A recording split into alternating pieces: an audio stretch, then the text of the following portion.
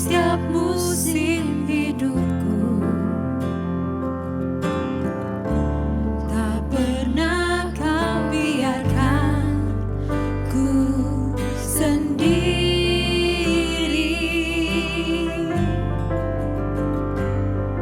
Kekuatan di jiwaku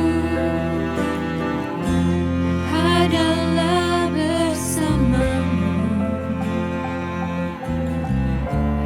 Tak pernah ku ragukan kasih-Mu.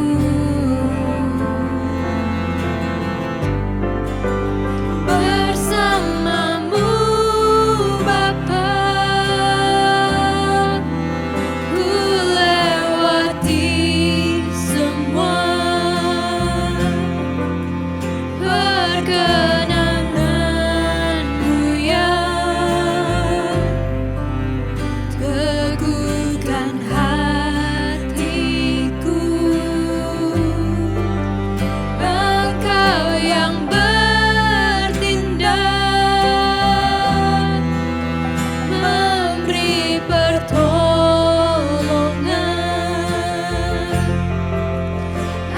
Anugerah-Mu besar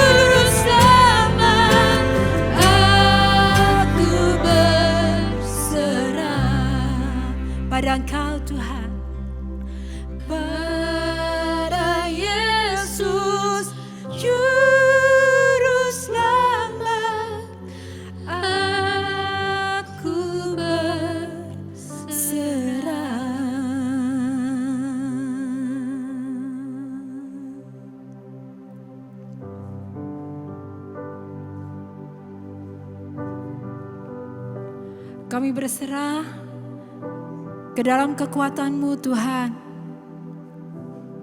Karena Engkau perisai kami, batu karang kami yang teguh.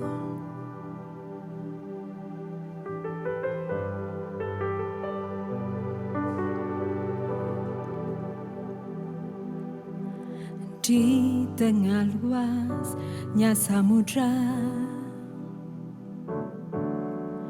di dalam badai bergelora, Kaulah jangkar hidupku, tak sekalipun ku goyah. Firman-Mu terangi langkahku, sumber damai dalam hidupku. Dan ku aman di dalam-Mu, penyertaan-Mu sempurna.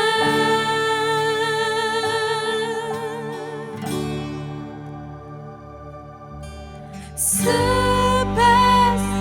mentari bersinar, begitu pun janji-Mu.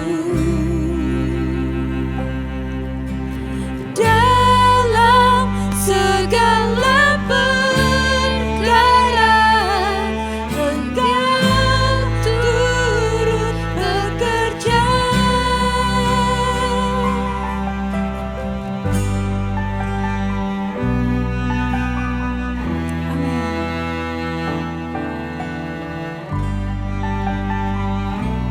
Firman-Mu terangi setiap langkah kami Tuhan.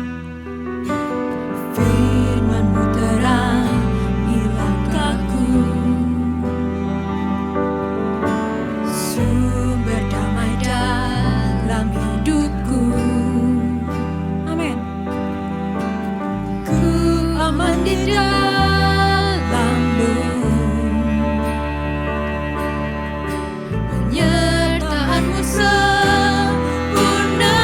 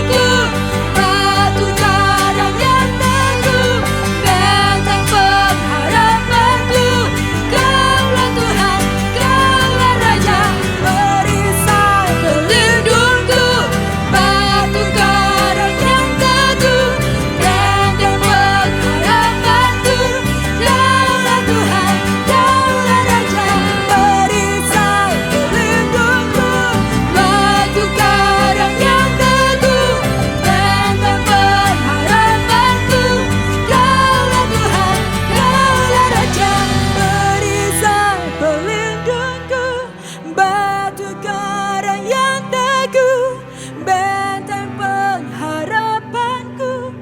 Kaulah Tuhan, Kaulah Raja.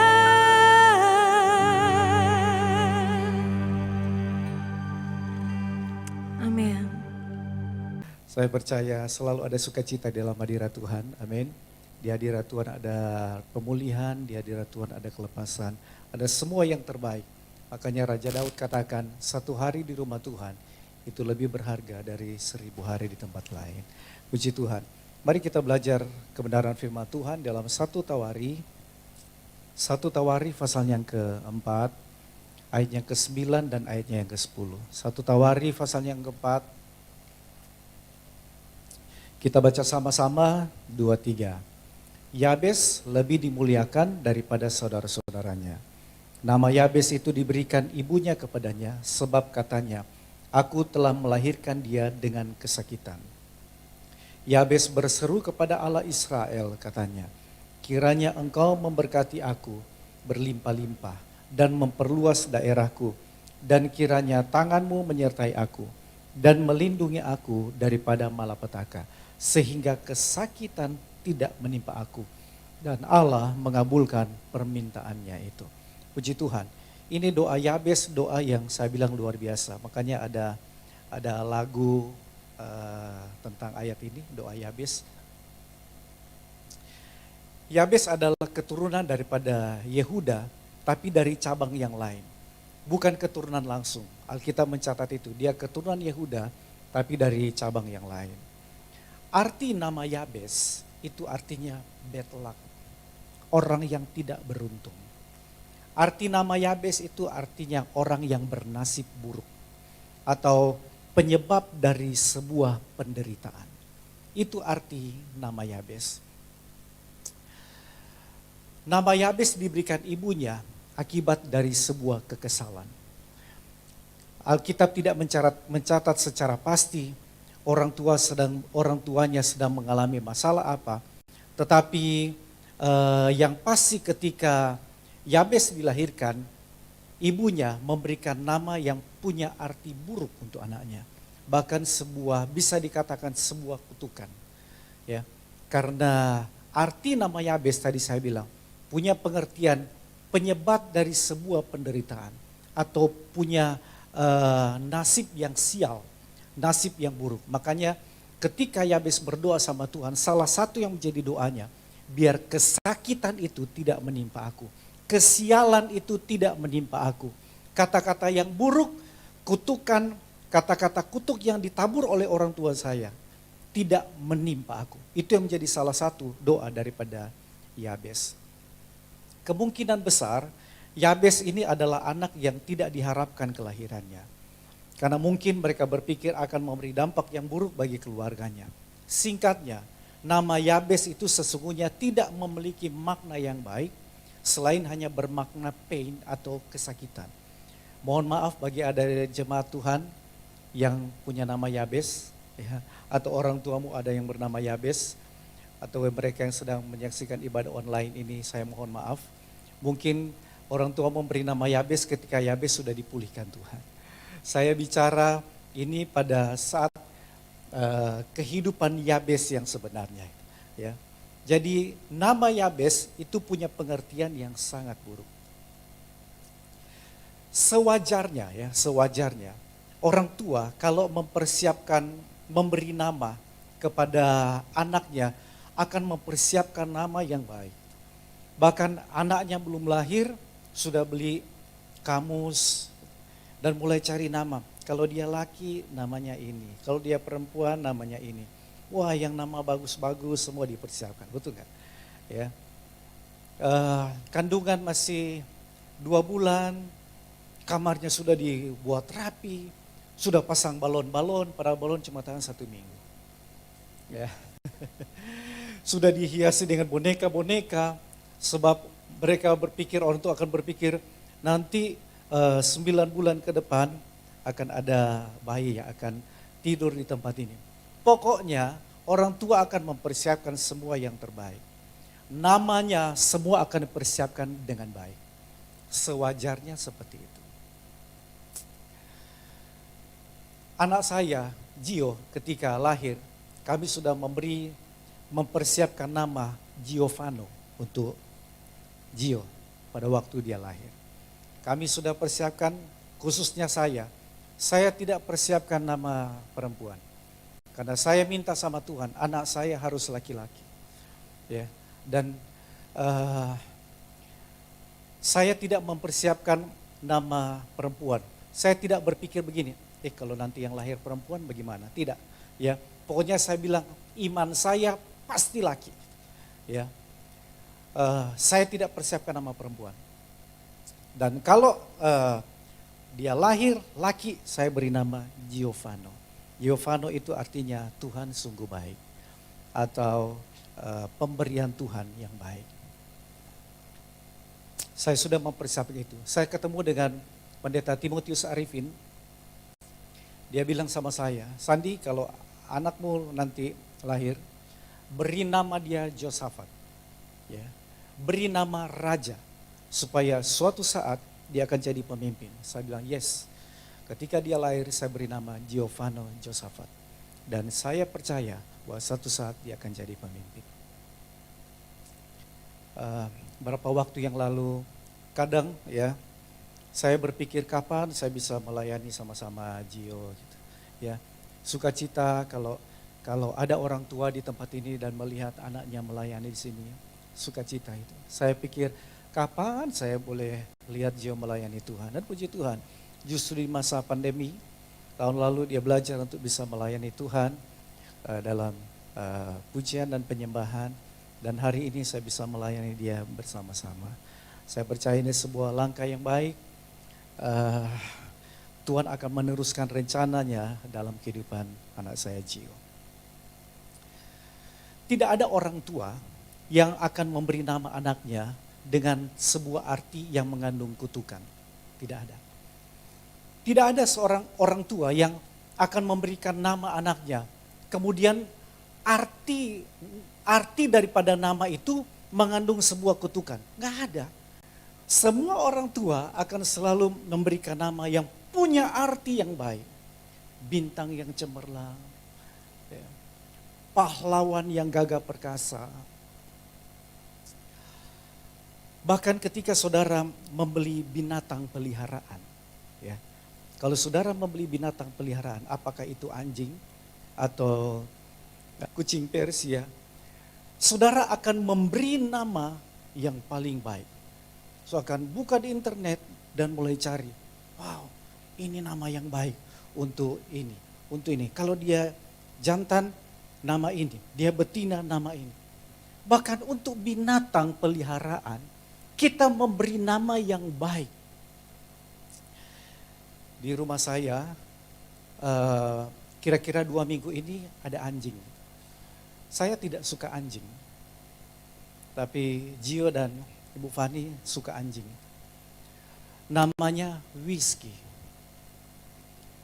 Saya berharap supaya nanti dia bertumbuh bukan jadi anjing yang pemabuk. Sesuai dengan arti namanya. Namanya Whiskey. Awalnya saya tidak suka, tetapi akhirnya saya jadi suka. Kenapa? Karena tiap kali saya datang baru bunyi pagar, dia sudah begini, ya. Dia datang kepada saya, dia jilat-jilat, dia tidur di bawah kaki saya, dia minta dipeluk. Kasian gitu, ya, kasian. Kadang saya pikir ini binatang ini, kadang jujur ya, kita kalah sama ini Whiskey ini. Kadang ini manusia kalah dengan ini model ini. Manusia kadang kita sudah tolong, sudah dibantu gitu. Dia gigit dari belakang. Manusia loh saudara. Binatang peliharaan kita, saudara mau putih dia, pukul dia, tunggu sedikit. Dia ikut dari belakang, dia jilat kembali gitu. Ya. Jadi kalau ada manusia yang tidak tahu berterima kasih, ya, untuk bantuan orang lain, kalah sama Whiskey. Ya. Padahal Tuhan ciptakan manusia melebihi ciptaan-ciptaan yang lain. Manusia paling mulia. Tetapi kita harus jadi orang yang lebih baik. Katakan amin. eh, kadang nama-namanya bagus-bagus, saudara. Ya. Kalau kita kan nama manusia kan kadang Indonesia banget kan. Nama siapa? Wahyuni. Nama siapa? Yanto. Ya. Kan nama-nama Indonesia banget gitu. Tapi kalau nama anjing, nama apa ini anjing? Aurora. Latin. Nama siapa ini anjing? Brooklyn. Wah, Hooper. Hai, untuk binatang aja ya, peliharaan. Kita beri nama yang bagus, yang punya arti bagus. Apalagi manusia. Seorang yang bernama William Shakespeare, penulis novel Romeo and Juliet, dia katakan begini, what is the name? Apalah arti sebuah nama? Mungkin bagi orang lain nama itu tidak penting. Tapi bagi Tuhan dan bagi orang Yahudi, nama itu adalah sebuah harapan. Nama itu adalah doa yang akan menentukan masa depan anaknya akan seperti apa. Jadi orang-orang Yahudi memberi nama sesuai dengan doa, sesuai dengan harapan. Oh, nanti besar dia akan menjadi seperti ini. Daniel artinya Allah adalah hakim. Makanya saudara lihat, sekalipun Daniel itu diperlakukan tidak adil, Tuhan jadi hakim atas dia. Tuhan angkat dia menjadi orang yang hebat. Daud artinya loving, yang terkasih. Dan Alkitab mencatat akhirnya Daud menjadi orang yang melekat di hati Tuhan. Sesuai dengan arti namanya. Salomo asal kata shalom, yang artinya kedamaian. Dan saudara lihat di dalam firman Tuhan, dalam masa pemerintahan Salomo, Israel aman. Tidak ada perang pada masa pemerintahan Salomo. Mereka hidup damai. Anak daripada Elimelek dan Naomi, kalau saudara baca kitab Rut, Elimelek dan Naomi punya dua anak, namanya Mahlon dan Kilion. Arti nama Mahlon dan Kilion adalah lemah dan semakin kurus. Dan terbukti mereka mati muda. Jadi kalau ada saudara yang menunggu kelahiran bayi, tolong jangan beri nama ini Mahlon dan Kilion. Nama Marlon boleh. Mahlon dan Kilion jangan. Ya. Karena artinya lemah dan semakin kurus. Bahkan saking pentingnya nama itu, ya, saking pentingnya arti nama itu, Tuhan beberapa kali mengganti nama seseorang karena Tuhan ingin supaya ke depannya orang itu punya kehidupan yang baik. Abram diganti jadi Abraham. Sarai diganti Sarah. Saulus diganti Paulus. Dan terbukti akibat dari dia mengganti nama seseorang, lihat kehidupan ke depan itu baik. Makanya saya ingin bilang gini, hati-hati dalam memberi nama. Karena nama adalah doa. Nama adalah sebuah harapan. Saya tidak tahu nama saudara satu persatu, tetapi imani nama saudara. Orang tua yang memberikan nama kepada saudara, imani bahwa saudara akan menjadi seperti namamu. Menjadi berhasil sesuai dengan arti nama saudara. Jadi nama Yabes adalah label, cap yang diberikan oleh ibunya dan akan dia bawa kemanapun dia pergi. Nama Yabes ini, nama kesakitan ini, nama bad luck ini, nama penderitaan ini, itu menjadi label, cap di dalam dirinya. Dan dia akan bawa kemanapun dia pergi. Saudara bisa bayangkan ketika Yabes bergaul dengan teman-temannya, ya, dia akan dikucilkan. Mereka akan menjauh dia, menganggap bahwa jangan berteman sama dia. Kalau kita berteman sama dia, kita akan ketularan sial sama seperti Yabes. Jangan berteman dengan dia, karena dia penyebab dari penderitaan. Arti namanya tidak baik. Saudara, dia berada di sebuah lingkungan yang mempunyai nama itu punya sebuah tujuan gitu, ya. Mungkin kalau kita merasa bahwa ini hal yang biasa saja, tetapi tidak bagi tradisi orang Yahudi. Setiap kali dia bergaul dengan teman-temannya, dia selalu terintimidasi. Aduh, nama saya sial. Aduh, nama saya mengandung kutuk. Aduh, nama saya tidak baik. Ada saat di mana mungkin mereka akan berkenalan. Ya. Yabes tanya, "What's your name?" "Oh, my name is David." Ya, oh. Tanya lagi temannya, "My name is John atau Johannes." Dan mereka balik tanya sama Yabes, "And you, what's your name?" "My name sakit-sakitan." "My name is kesialan." Hah? Mereka bilang, "What?" Gitu. Ya. Namamu seperti itu. Gitu. Dan dia akan merasa terintimidasi. Aduh, orang tua saya beri nama saya seperti ini. Makanya itu yang membuat sehingga Yabes doa sama Tuhan. Tuhan, biarlah kesialan ini, kesakitan ini, nasib buruk ini tidak akan pernah menimpa aku. Dia doa dengan sungguh-sungguh di hadapan Tuhan. Makanya saya bilang, yang luar biasa dari cerita Yabes ini, sekalipun Yabes sudah divonis akan menderita, sekalipun Yabes sudah divonis bahwa hidupnya akan sial terus, ternyata hidupnya tidak seperti itu. Malah Alkitab mencatat bahwa Yabes lebih dimuliakan dibanding saudara-saudaranya. Yabes lebih dihormati dibanding kakak-kakaknya. Yabes lebih sukses, Yabes lebih kaya dibanding dengan saudara-saudaranya. Kenapa Yabes bisa lebih unggul daripada saudara-saudaranya? Padahal dia sudah dicap sebagai anak yang mendatangkan kesialan. Kenapa? Jawabannya, karena Yabes terus berusaha. Yabes itu tidak pasrah dengan keadaan. Yabes itu berdoa sungguh-sungguh di hadapan Tuhan. Dan akibat dari ketekunan Yabes berdoa sama Tuhan, Tuhan mendengar permohonannya. Sampai hari ini kita punya Tuhan yang masih sanggup untuk menjawab doa kita. Berapa lama saudara berdoa sama Tuhan? Percaya kepada Tuhan, Dia Allah yang selalu mendengar dan menjawab setiap doa-doa kita. Mungkin ada orang yang sedang memberi label atau cap yang buruk di dalam hidupmu. Saya tidak tahu. Mungkin ada orang-orang yang sedang melabeli diri saudara, hidup saudara, memberi cap di dalam dirimu sebagai orang yang tidak punya masa depan. Mereka memberi cap di dalam hidupmu sebagai orang yang bodoh. Kamu tidak bisa apa-apa. Kamu tidak seperti saudara-saudaramu yang lain. Kamu itu orang yang begini, kamu tidak akan punya masa depan yang baik. Saya tidak tahu label apa, cap apa yang orang lain berikan di dalam hidup saudara. Tapi saya cuma ingin bilang gini, buktikan pada mereka bahwa engkau punya Tuhan yang pegang masa depanmu. Dan kita punya Tuhan yang berdaulat atas kehidupan kita. Kalau Yabes aja yang punya kehidupan yang hancur bisa dipulihkan Tuhan, saya percaya hidup kita pun pasti dipulihkan Tuhan dan pasti diangkat tinggi sama Tuhan. Percaya, katakan amin. Boleh kasih tepuk tangan buat Tuhan yang baik. Haleluya.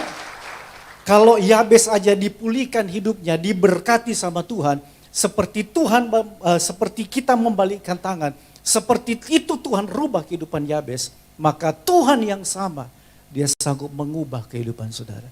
Dia sanggup mengubah masa lalu saudara. Dia sanggup mengubah kehidupan kita. Saya ingin bilang gini buat saudara, ketika seseorang alami jalan buntu dalam hidupnya, maka hanya ada dua pilihan yang dilakukan. Yang pertama, pasrah dengan keadaan, mulai menyesali hidup, merenungi nasib, mulai putus asa atau mulai masa bodoh. Ya memang hidup saya begini, ya mau apa lagi, keadaan saya itu sudah begini, ya mau apa lagi. Pasrah dengan keadaan. Atau hal yang kedua, bangkit dari keterpurukan. Saudara ada di poin yang mana? Apakah saudara mau pasrah dengan keadaan ketika engkau alami jalan buntu hari ini? Atau engkau mau bangkit dari keterpurukan, bangkit dari kegagalan? Ada banyak orang yang sekedar merenungi nasib,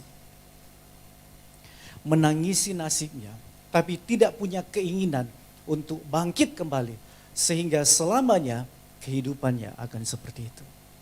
Daud, dia seorang raja, tapi dia hancur sampai ke titik nol. Hidupnya terpuruk sampai ke titik nol. Yeftah kehidupannya hancur. Dia pernah jadi pemimpin hakim, tapi pada suatu saat dia bergaul dengan para gerombolan dan dia jadi perampok. Hidupnya hancur. Gideon, dia dituduh sebagai seorang yang pengecut. Kenapa? Karena saudara-saudaranya berperang, dia lari sembunyi. Mereka adalah orang-orang yang punya kehidupan latar belakang yang tidak baik. Kehidupan mereka hancur. Tetapi pada akhirnya nama mereka diabadikan di dalam Alkitab sebagai orang-orang yang hebat. Orang-orang yang bisa membuat sebuah sejarah. Kenapa? Karena mereka tidak merenungi nasib mereka. Mau bangkit dari keterpurukan. Dan mereka menerima kehidupan yang baik bersama dengan Tuhan. Yabes adalah contoh orang yang hidupnya melampaui batas. Karena tidak mungkin untuk orang yang sudah divonis hidupnya akan sial. Tidak mungkin seorang yang sudah melekat label yang buruk di dalam dirinya. Dan ingat, yang memberi label itu, cap itu bukan orang lain, tapi ibunya sendiri. Keluarganya sendiri yang memberi label yang buruk kepada dirinya. Tidak mungkin untuk orang yang seperti itu punya kehidupan yang baik, tidak mungkin. Karena sesuai dengan harapan daripada orang tuanya, dia akan sial terus. Dia lahir sudah dikutuk, kamu akan punya nasib yang buruk. Makanya saya bilang, rasanya tidak mungkin untuk orang yang seperti Yabes bisa meraih keberhasilan. Tapi kalau saudara lihat doa daripada Yabes, kiranya engkau memberkati aku berlimpah-limpah. Engkau memperluas daerahku, kiranya tanganmu menyertai aku, melindungi aku dari malapetaka. Sehingga kesakitan itu, kesialan itu, nasib buruk itu tidak menimpa aku. Andaikan Yabes menyesali nasibnya, tidak mungkin dia akan lebih dihormati, lebih kaya, lebih sukses dibanding saudara-saudaranya. Yabes hanyalah salah satu contoh orang yang punya masa lalu yang tidak baik. Dia hanyalah salah satu contoh orang yang tidak diperhitungkan sama orang. Dia adalah orang yang dijauhi oleh banyak orang. Punya predikat yang buruk, yang melekat di dalam dirinya bertahun-tahun. Sehingga dia harus berjuang untuk menjalani hidup yang normal. Saudara pikir mudah bagi seorang Yabes untuk berada di tengah-tengah lingkungan, di mana orang-orang itu masih memegang sebuah tradisi yang nama mendatangkan kebaikan. Di mana dia harus tinggal di tengah-tengah orang yang punya tradisi, bangsa yang punya tradisi seperti itu. Dia harus berusaha untuk hidup normal. Dia harus berjuang. Ketika dia berada di satu tempat, orang kucilkan dia. Dia harus belajar untuk tabah. Dia harus belajar untuk tidak peduli dengan apa kata orang. Dia harus siap menerima sebuah kenyataan. Dan dia akan membuktikan bahwa saya punya Tuhan yang baik. Yabes tidak terpaku dengan masa lalunya. Karena dia tahu masa depan yang baik Tuhan sudah persiapkan di dalam kehidupannya. Masa lalu yang buruk tidak menentukan masa depan. Sekali lagi, masa lalu yang buruk tidak menentukan masa depan. Sebab masa depanmu ditentukan dari keputusan yang engkau ambil hari ini. Tidak ada kehancuran yang permanen. Dengar baik-baik, tidak ada kehancuran yang permanen. Sebab kita punya Tuhan yang sanggup rubah buruk menjadi baik. Rendah jadi mulia, yang tidak berarti menjadi berarti di dalam tangan Tuhan. Katakan amin. Yabes sudah membuktikan masa lalunya tidak membuat selamanya hidupnya akan terpuruk. Dia sudah buktikan, dia punya kehidupan yang tidak baik. Dia sudah dikutuki oleh orang tuanya. Dia sudah divonis bakal bernasib buruk.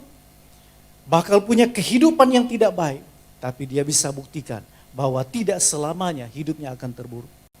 Dia mau bangkit dan Tuhan mendengar permohonannya.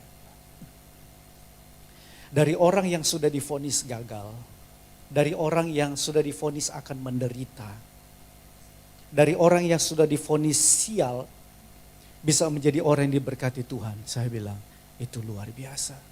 Tapi itulah Tuhan kita. Dia yang menjadikan manusia dari debu tanah menjadi seorang manusia. Dia pun sanggup membentuk kehidupan saudara dan memulihkan keadaan saudara. Katakan amin. Mungkin hari ini engkau ada di dalam masa-masa yang sulit. Mungkin hari ini saudara ada di dalam masa-masa yang sukar. Masa-masa yang sulit. Saya cuma mau bilang, tetap percayalah kepada Tuhan. Pengharapanmu di dalam Tuhan tidak pernah sia-sia.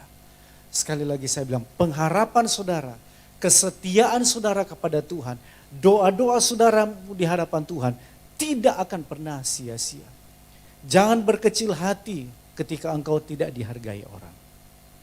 Jangan berkecil hati ketika engkau tidak dipedulikan sama orang. Jangan berkecil hati ketika engkau tidak dianggap sama orang. Sebab orang yang terpandang di dunia ini belum tentu di sorga dia akan dapatkan tempat yang mulia. Saudara ingat cerita Lazarus dan orang kaya? Orang kaya selama dia ada di dunia dihormati, dihargai, dijamu dengan baik. Apa yang dia inginkan dia bisa dapatkan dengan mudah. Lazarus dia orang yang terbuang. Dia orang yang dikucilkan sama orang. Dia orang yang dijauhi oleh banyak orang. Ketika dua orang ini mati, Alkitab mencatat Lazarus diterima Tuhan. Lazarus dijamu dengan baik oleh Tuhan. Sedangkan orang kaya ini tidak dapatkan tempat yang mulia. Makanya saya bilang, jangan berkecil hati. Kalau selama ada di dunia ini, engkau disepelekan sama orang. Engkau tidak dihargai sama orang. Engkau mungkin tidak diperhitungkan orang. Jangan berkecil hati. Karena nanti belum tentu di surga orang-orang yang dihormati di dunia ini akan dapatkan tempat yang mulia. Tahukah saudara, sampai hari ini kita punya Tuhan yang masih sanggup jawab doa kita. Saudara punya Tuhan yang masih sanggup untuk menjawab doa saudara. Kalau doa Yabes didengar Tuhan, maka doa-doa kita pun pasti didengar Tuhan. Kehidupan kita masih jauh lebih baik dibanding dengan Yabes. Tidak ada saudara kan di tempat ini yang ketika engkau lahir, engkau diberikan nama yang mengandung kutukan kan? Tidak ada kan? Tetapi Yabes punya kehidupan yang tidak baik. Dia lahir dari orang tua yang tidak mengharapkan kelahirannya. Kalau kehidupannya saja yang terpuruk seperti itu ditolong Tuhan, maka sekali lagi saya percaya kehidupan kita semua ditolong sama Tuhan dan pasti diangkat tinggi sama Tuhan. Kalau dulu Tuhan pernah tolong kita, hari ini dan yang akan datang, dia sanggup tolong saudara. Kalau dulu dia pernah memberkati, dia pernah menolong di saat-saat sulit, maka percaya sama Tuhan. Di saat ini dan di saat yang akan datang pun, Tuhan pasti akan menolong dan memberkati kehidupan saudara. Saudara berkati dengan firman Tuhan. Saya berdoa firman Tuhan ini mengubah keadaan kita, cara pandang kita tentang Tuhan akan lebih baik lagi. Dan lebih daripada itu, masa depan yang baik Tuhan beri buat kita. Percaya, kasih tepuk tangan buat Tuhan kita yang baik. Haleluya. Saya percaya setiap kita sudah diberkati oleh firman Tuhan. Dan saya berdoa supaya kerohanian kita akan terpelihara sempurna oleh Tuhan. Sekalipun ibadah kita hanya lewat Zoom atau lewat ibadah online, tetapi saya sangat yakin bahwa Tuhan ada di tempat di mana saudara berada. Baik di rumah atau di perjalanan, Tuhan ada bersama dengan saudara. Satu hal yang saya ingin katakan, kalau Yabes aja keadaannya terpuruk, bisa diangkat dan ditolong Tuhan. Saya terlalu yakin keadaan kita pun pasti akan ditolong dan kita akan meraih sebuah kemenangan yang Tuhan janjikan buat kita. Kita mau tunduk kepala dan kita mau berdoa kepada Tuhan. Terima kasih Tuhan, kami terlalu yakin bahwa Engkau Bapa yang sangat baik, yang akan selalu memelihara kami, menolong kami, memberkati kehidupan kami. Hamba berdoa untuk jemaat Bethany MCC, Tuhan berkati segala yang mereka kerjakan dalam segala usaha, pekerjaan, studi, keluarga, anak-anak, karir mereka, semuanya diberkati oleh Tuhan. Tuhan kirimkan pelanggan-pelanggan buat mereka, Tuhan kirimkan nasabah-nasabah buat mereka, supaya keadaan ekonomi kami akan terpelihara dengan baik, dan Tuhan yang akan menyediakan segala sesuatu, bahkan apa yang tidak pernah kami pikirkan, tidak pernah timbul dari dalam hati manusia, Tuhan menyediakan yang terbaik buat kami. Berkati dalam banyak hal, dalam segala yang kami kerjakan, pasti akan baik bersama dengan Tuhan. Bahkan untuk rencana-rencana kami ke depan, Tuhan memberkati. Kami tahu kalau Tuhan buka, tidak ada yang bisa menutupnya. Kami berdoa juga untuk founder Bethany MCC, Bu Leo. Tuhan memberkati dengan kekuatan, dengan kesehatan, penghiburan yang daripada Tuhan. Berkati anak-anaknya, berkati cucu-cucunya, semuanya ada dalam lindungan Tuhan. Penggembalaan kami juga Tuhan berkati. Kalau dalam waktu dekat kami akan memulai ibadah di gereja, biar Tuhan yang akan menyiapkan segala sesuatu, ruangan yang kami pakai, dan semua yang terlibat di dalam pelayanan. Tuhan berikan hati buat kami, untuk kami bisa mempersiapkan dan memberi yang terbaik untuk Tuhan. keuangan gereja kami, Tuhan berkati semuanya. Terima kasih Tuhan, kami terlalu yakin Engkau Bapa yang baik yang selalu menyertai kami. Kami mengangkat kedua tangan kami sebab kami tahu berkat datang dari Tuhan. Terima kasih Tuhan, terima kasih Tuhan. Kami percaya di tengah-tengah kegoncangan apapun, janji Tuhan, jalan kami akan naik dan tidak akan pernah turun. Kepala dan tidak pernah jadi ekor. Engkau selalu merancang yang terbaik buat kami. Bukannya kekalahan, tapi kemenangan. Yang baik yang Tuhan siapkan buat kami. Kami berpisah, Tuhan menyertai kami, melindungi kami, dimanapun kami berada. Dalam nama Tuhan Yesus, yang percaya bersama saya katakan, amin. Selamat siang, Tuhan Yesus memberkati kita semua. Selamat hari Minggu.